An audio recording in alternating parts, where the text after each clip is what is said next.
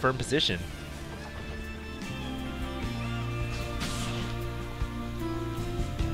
Looks like we do have a pretty fast Banshee coming out here, and the cloak just being done in time. It's going to allow Strelok to get in here and get a couple kills. He is racking up 2 kills now. It looks like he can definitely stick around for a while. There is no Observer out. Oh, there's the Observer for the little one. That is going to be able to push away the Banshee. I didn't even know that Strelok was getting a Banshee, but it makes sense. He does have a starport. He has the tech lab, and he doesn't seem like he really used that Thor ship much at all this game. In fact, I'm not quite sure what happened to the dropship. That's strange. Huh, I thought he was getting a dropship earlier, but it seems like this Thor has been chilling in the base for the majority of the game, and Strelok really does need to set up some bunkers here, set up some kind of a perimeter of defense. And the critical thing is Strelok now sees the gold expansion. The blink is going to take out the Banshee. It did get 3 kills there, but the Banshee goes down. Liquid TLO going with a nice blink. Finally has that research, able to take out that Banshee. But the important thing is Strelok is now aware of the gold expansion. He knows he's going to be falling behind. Income tab actually showing Strelok still ahead. He's actually got quite a much larger number of SCVs. He's 47 SCVs over 32. Wow, that's a pretty big difference. And his army composition is actually a bit larger as well. So Strelok doing pretty well for himself. He might want to grab a 3rd expo pretty soon, because over time this gold expo is going to pay huge dividends for the little one. Checking on their upgrades here, 000 for the little one. Strelok right now at 00 for infantry, and mech at 00 as well. Armory is ticking away for +1 weapons, so it looks like he's going to be playing a mech build. And this has been the metagame so far for Terran versus Protoss. Most Terran players have actually kind of reverted away from infantry and more into mech. Now, this is pre-patch 13, where infantry did get a buff in terms of upgrade, and the upgrades being cheaper. So what we're seeing Strelok getting a little bit more mech heavy. It looks like the little one is going to snipe out the fusion core. Nice play there. That's going to delay the Ravens that much more. And so now Strelok is forced to fall back, as the little one is going to fall back as well. Nice little snipe there, taking out that fusion core. So we're not going to see any more Ravens except for the one that... Whoa! There's a battlecruiser queued up as well as a Raven queued up. So he did queue up his units before the fusion core went down. And that is insane that Strelok decided to queue up a battlecruiser, or at least he had this battlecruiser pumping out. So here, his original plan was actually to get some BCs. This is pretty crazy.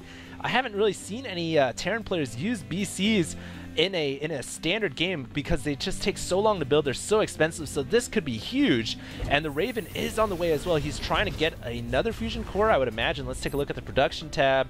No fusion core on the way, but notice how the little one is continuing to use the fact that he's exploited these rocks. He's going to block this command center from landing. Oh, Strelok needs to pull the CC back unless he wants to lose it.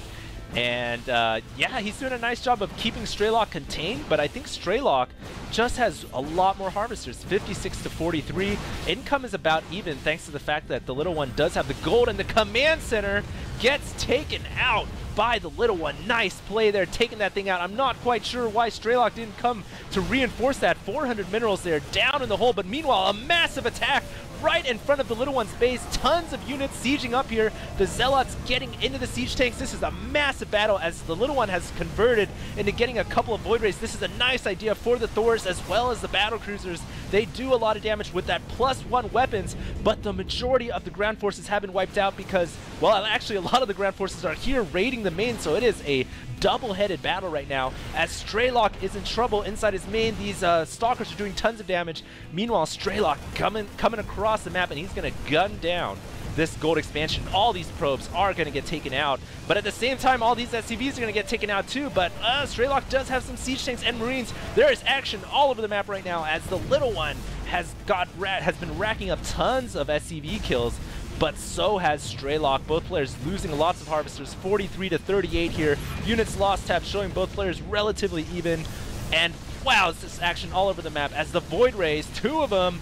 Oh, nice Michael from the little one, pulling that Void Ray back when it was on the brink of death. Is this going to take out the battlecruiser though?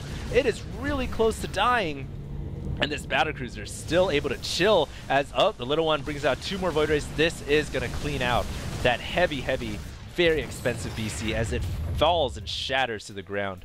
But the important thing is Strelok has finally been able to claim this expansion. He's been wanting this. He's been craving this expo for about the last 10 minutes. He's finally on 3 base, and 3 base Terran means 3 gas, and that's when the Terran player can get really, really strong. If he's deciding to go for mech, he's going to have tons of tanks, tons of Thors, and even battle cruisers and Ravens, whatever he pleases. Looks like he's going to get Vikings to deal with the Void Rays, though, as right now the little one actually has 4 Void Rays. He is going to snipe out this Raven. Nice little pick right there, and he might even get this command center. Oh my goodness, the little one gonna deny the CC yet again. Is Strelok gonna respond? Is he gonna do anything? No, it looks like he's just gonna go for yet another counterattack. We just saw this exact same thing. I'm seeing deja vu here, where Strelok pushes out when there's a force that's pushing it into his base. It's like, well, the best defense is offense, and he is gonna go in here. He does have quite a large number of Marines. The little one grabbing yet another expansion. The little one's base looks very nice. He does have a fleet beacon. Does he have a mothership on the way?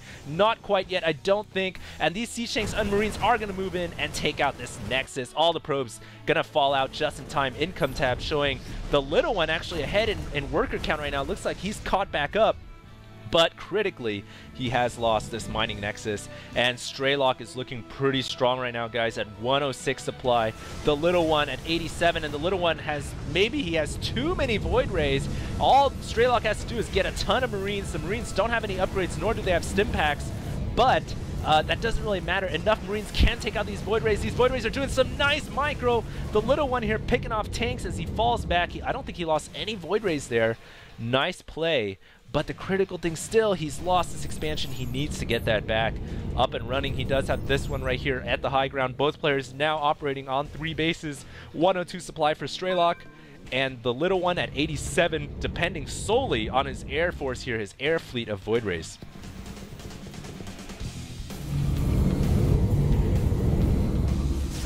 And it looks like he is going to try to go for a snipe on this command center. No, he is forced to fall back from the Marines and the Thors. The little one is showing some really nice micro from these Void Rays. He's got to be careful though. Those Thors do air splash damage to these Void Rays. They did pick off one right there, but the little one's being so annoying. Look at this. He's pushing this barracks out, which means that that means that Strelok's not going to be able to see up on this high ground.